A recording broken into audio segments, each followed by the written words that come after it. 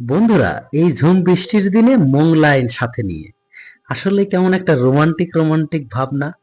এই মেলোডির ভিতরে হঠাৎ করে ইচ্ছা হলো একটু মোগলাই দিয়ে বিকালে নাস্তাটা করি।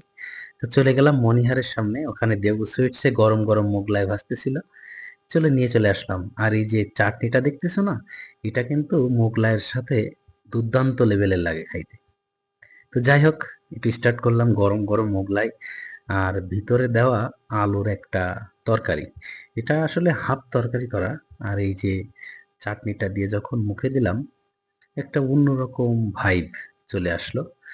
আসলে কি বলবো, মোগলাই তো সবই তোমরা জানো মোগলাইটা আসলে কেমন খেতে, বাট এটা এই চাটনি দিয়ে খাইতে একটা ডিফারেন্ট ভাইব লাগে, ডিফারেন্ট স্বাদ লাগে।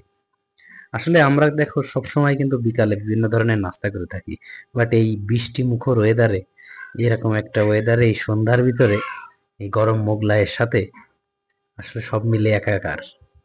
আবেগ, ভালোবাসা, খিদা, সবকিছু মিলে একাকার। খিদেও কিন্তু লেগেছে।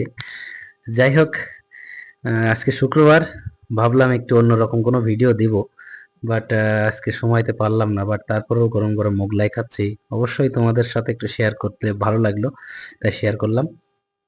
সব মিলাই আমাদের ভিডিওটা কেমন লাগলো একটু কমেন্টে জানিও, আর ইন্সপিরেশন দাও। সব মিলায়ে মোগলাই তোমাদের এলাকায় কোন নামে ডাকে এটাকে জানিও। অনেকে দেখা যায় চিটাগাংয়ের দিকে বলে ডিম পরাটা, সেটা খাইতে খুবই জঘন্য লাগে। অবশ্য চিটাগাংয়ের খাবার আমার কাছে কখনোই ভালো লাগে নাই।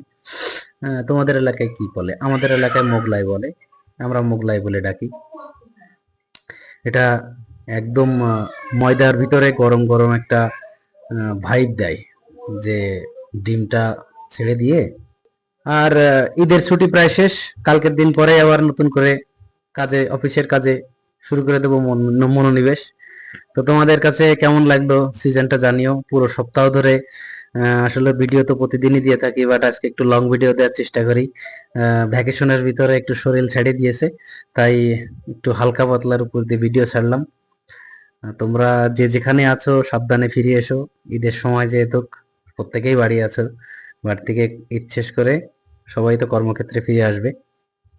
আজকের মতো তাহলে এখানেই রাখি। আর ভালো লাগলে চ্যানেলটা অবশ্যই সাবস্ক্রাইব করে দিও। আর যারা যারা আমার ফেসবুকে দেখতেছো তারা মধ্যবিত্ত পেজটা ফলো করে দিও, তাহলে আমি সামনে আরো ভালো ভিডিও দিতে পারবো। এখনকার মতো টাটা, বাই বাই।